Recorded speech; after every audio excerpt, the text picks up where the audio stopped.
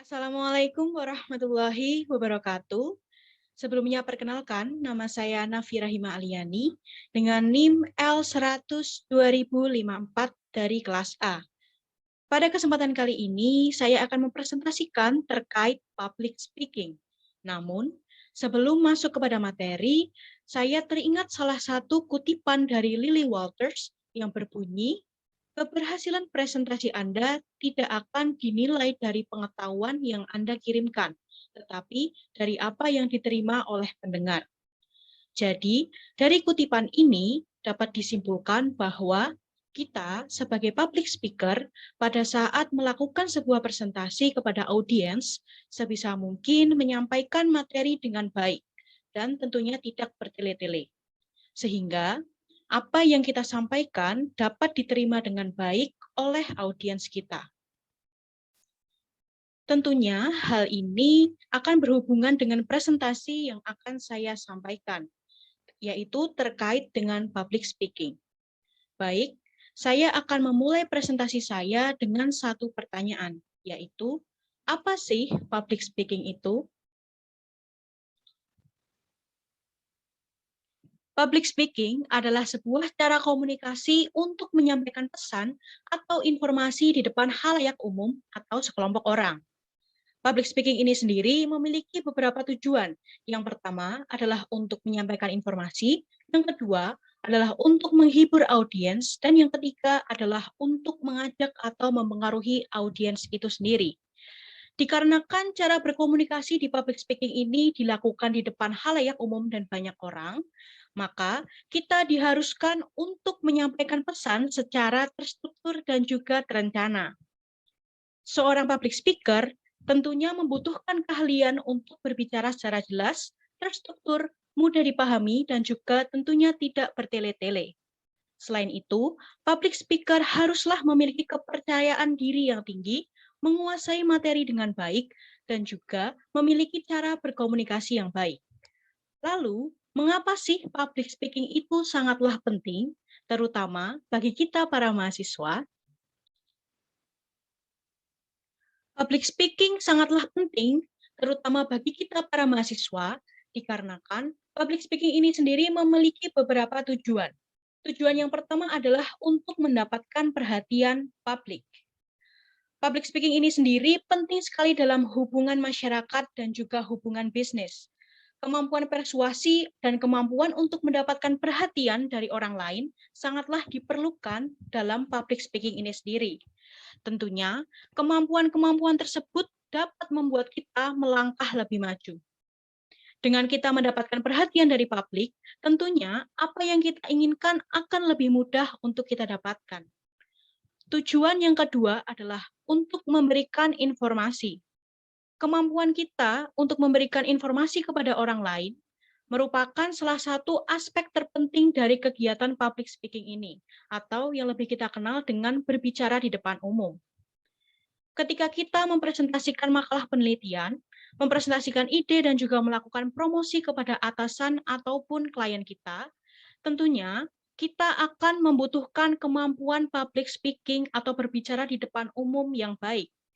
Hal ini bertujuan agar informasi yang kita sampaikan dapat diterima dengan baik oleh penerima informasi itu sendiri. Lalu, tujuan yang ketiga adalah untuk meningkatkan pengetahuan kita. Tidak hanya bertujuan untuk memberikan informasi saja, tetapi public speaking ini juga dapat membantu kita dalam meningkatkan pengetahuan yang kita miliki. Hal ini dapat terjadi dikarenakan sebelum kita melakukan public speaking, tentunya kita akan menyiapkan materi yang akan kita sampaikan kepada audiens. Pada saat menyampaikan materi public speaking ini, tentunya kita akan mencari beberapa informasi ataupun melakukan sebuah riset. Nah, hal ini tentunya dapat meningkatkan dan juga menambah pengetahuan diri kita. Lalu, tujuan yang terakhir, keempat, adalah untuk meningkatkan kepercayaan diri. Public speaking ini sendiri dapat membantu kita untuk meningkatkan keterampilan kita di dalam berbicara di depan umum dan juga meningkatkan rasa kepercayaan diri kita. Dengan berlatih secara terus-menerus, dan melakukan public speaking sesering mungkin, tentunya kemampuan dan juga kepercayaan diri kita akan meningkat dengan sendirinya. Lalu, apa aja sih profesi yang membutuhkan kemampuan public speaking yang baik? Profesi yang membutuhkan kemampuan public speaking yang pertama adalah Master of Ceremony, atau yang lebih kita kenal dengan sebutan MC. Master of Ceremony ini sendiri adalah profesi yang membutuhkan kemampuan public speaking yang baik. Hal ini dikarenakan MC harus bisa menggunakan kemampuan berbicaranya di depan umum untuk mengarahkan dan juga mengontrol jalannya sebuah acara agar acara tersebut dapat berjalan dengan baik dan sukses serta mencapai tujuannya. Kemampuan berbicara MC ini sendiri digunakan ketika MC sedang melakukan interaksi dengan audiens. Profesi yang kedua adalah reporter. Reporter atau wartawan televisi ini juga merupakan profesi yang membutuhkan kemampuan public speaking yang baik. Reporter bertugas untuk menyampaikan sebuah informasi kepada publik melalui mikrofon dan juga kamera yang ditayangkan melalui siaran televisi. Tentunya, reporter juga harus memiliki kemampuan public speaking yang baik, agar nantinya informasi yang disampaikan oleh reporter kepada audiens dapat diterima dengan jelas, tidak bertele-tele, dan tidak terkesan gugup, agar berita dapat tersampaikan dengan baik dan tidak terjadi kesalahpahaman di antara audiens dan juga pendengar. Profesi yang ketiga adalah radio announcer. Radio announcer atau yang lebih sering kita dengar dengan penyiar radio ini adalah profesi yang membutuhkan kemampuan public speaking yang baik juga, sama seperti reporter dan juga master of ceremony. Announcer atau penyiar radio ini hanya dapat menyampaikan pesan dalam bentuk suara atau audio saja. Maka dari itu, kemampuan public speaking dari radio announcer ini haruslah baik dan sangat diperlukan di dalam profesi radio announcer ini. Profesi kelima yang membutuhkan kemampuan public speaking adalah moderator. Moderator sendiri adalah orang yang memimpin, mengatur, dan juga memandu jalannya diskusi, debat, dialog, workshop, seminar, ataupun lokakarya. Moderator ini juga bertugas sebagai penengah dan juga mengatur lalu lintas pembicaraan. Maka dari itu, profesi moderator ini sendiri membutuhkan keterampilan public speaking yang baik.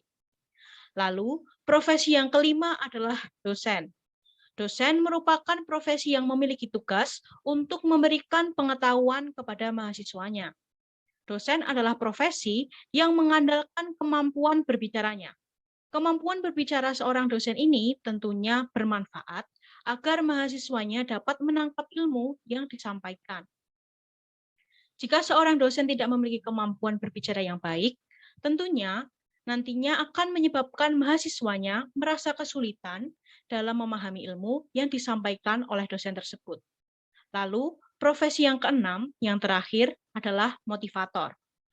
Motivator adalah salah satu profesi yang bertugas untuk memberikan dorongan atau penggerak untuk memotivasi orang lain untuk melakukan sesuatu hal. Tentunya, motivator ini sendiri harus memiliki kemampuan public speaking yang baik. Hal ini dikarenakan agar motivator dapat memengaruhi, mempersuasi, dan juga membuat audiensnya untuk melakukan sesuatu hal. Selanjutnya adalah materi-materi yang telah saya pelajari pada mata kuliah public speaking. Tentunya materi-materi tersebut dapat meningkatkan kemampuan public speaking saya. Materi yang pertama adalah terkait 4 karakteristik public speaker. Karakteristik yang pertama adalah analyzer. Analyzer adalah karakteristik yang dapat berbicara secara rapi, terstruktur, dan juga bicaranya secara runtut. Orang-orang yang memiliki karakteristik analyzer ini pada umumnya memiliki goals atau tujuan agar hal yang ia sampaikan dapat dipahami dengan baik oleh audiensnya. Orang-orang yang memiliki karakteristik public speaker analyzer ini contohnya adalah dosen dan juga guru. yang mana mereka pada umumnya terbiasa melakukan public speaking secara rapi dan terstruktur berdasarkan materi yang sudah mereka persiapkan. Lalu, karakteristik public speaker yang kedua adalah harmonizer. Harmonizer ini adalah karakteristik public speaker yang memiliki kemampuan berbicara berdinamika dan juga fleksibel. Orang-orang yang memiliki karakteristik harmonizer ini pada umumnya mampu menyesuaikan dengan baik siapa audiensnya. Contoh orang-orang yang memiliki karakteristik harmonizer ini adalah pemimpin negara dan juga sales marketing. Mereka biasanya memiliki karakteristik harmonizer ini. Hal ini dikarenakan mereka mampu mempersuasi orang lain sehingga orang lain tersebut tunduk dengan apa yang mereka sampaikan. Lalu karakteristik yang ketiga adalah entertainer. Karakteristik entertainer ini memiliki kemampuan berbicara penuh dengan improvisasi. Orang-orang yang memiliki karakteristik entertainer ini biasanya memiliki tujuan untuk menghibur orang lain. Contoh orang-orang yang memiliki karakteristik entertainer ini adalah stand-up comedian dan juga MC atau Master of Ceremony. Lalu karakteristik yang terakhir adalah debater. Debater ini adalah karakteristik yang dapat mendebat lawan bicara dan terlihat cukup mengintimidasi. Orang-orang yang memiliki karakteristik debater ini tidak segan untuk menunjukkan kemampuannya. Dan contoh orang yang memiliki karakteristik debater ini adalah Najwa Shihab dan juga Deddy Corbuzier.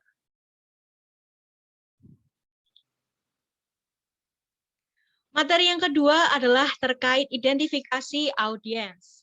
Identifikasi audiens yang pertama adalah aspek geografis.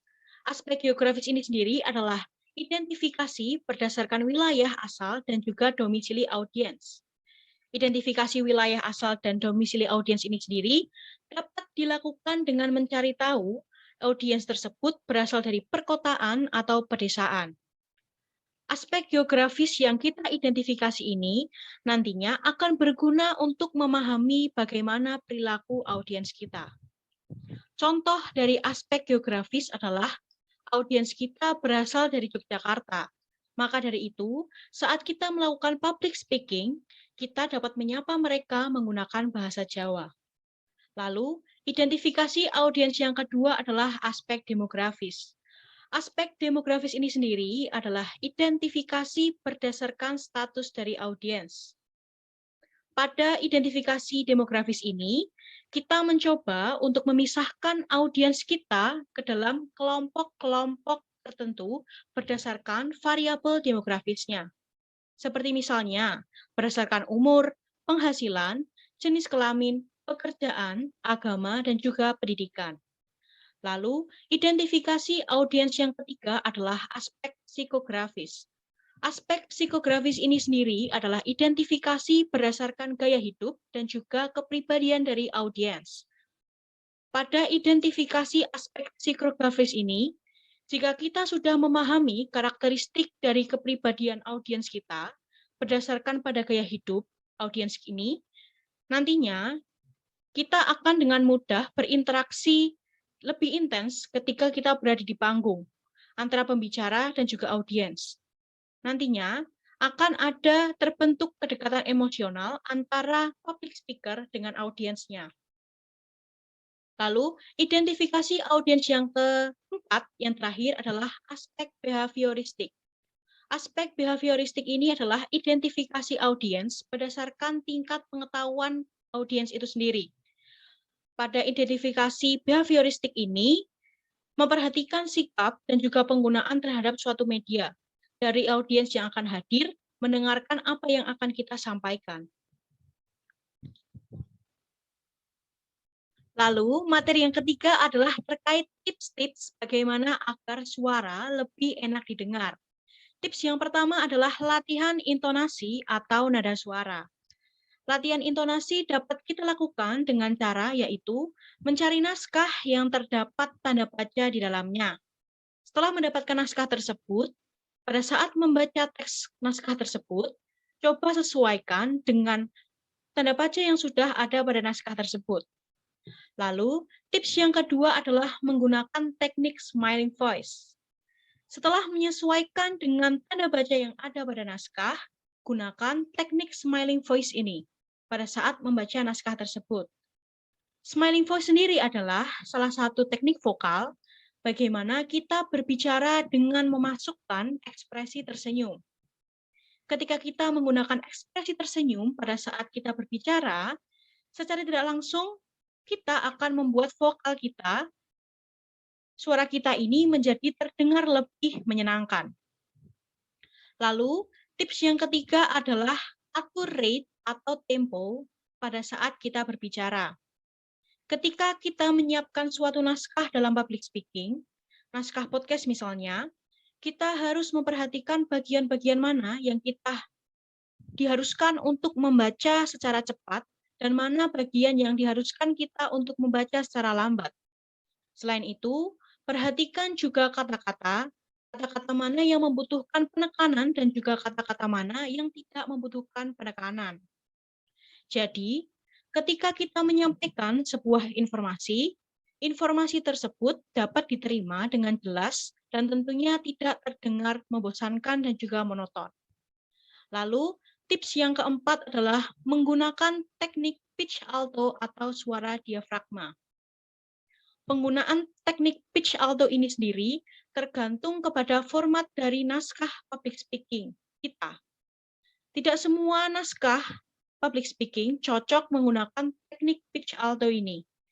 Pitch alto sendiri adalah teknik suara yang menggunakan otot-otot diafragma, sehingga nantinya suara kita akan terdengar lebih tebal, lebih empuk, dan lebih memiliki power.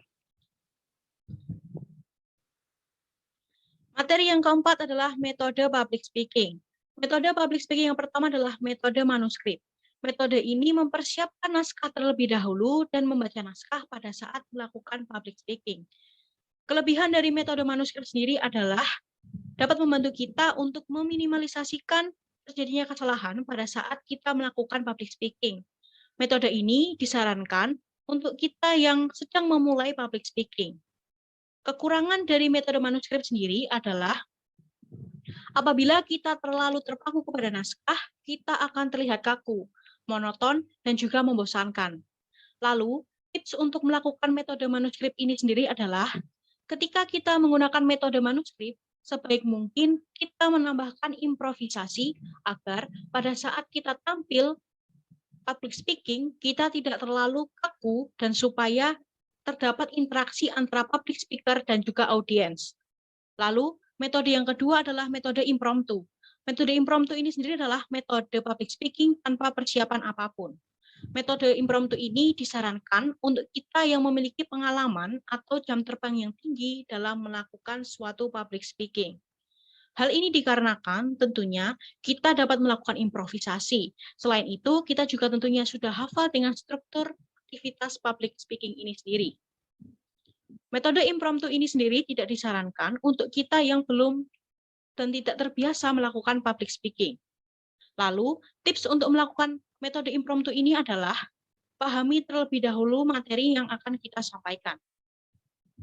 Metode public speaking yang ketiga adalah metode memowriter. Metode memowriter ini adalah metode menghafalkan materi terlebih dahulu. Metode memowriter ini sangat disarankan untuk kita yang memang sudah terbiasa dalam melakukan public speaking dan tentunya dapat berimprovisasi. Metode memowriter ini tidak disarankan dan tidak dianjurkan untuk kita yang memiliki kemampuan daya ingat rendah. Lalu, tips untuk melakukan metode memowriter ini adalah pastikan pada saat kita menghafal materi, kita sudah yakin dengan materi yang kita hafalkan. Selain itu, pastikan juga yakin dengan kemampuan daya ingat yang kita miliki. Metode public speaking yang keempat adalah metode ekstemporan.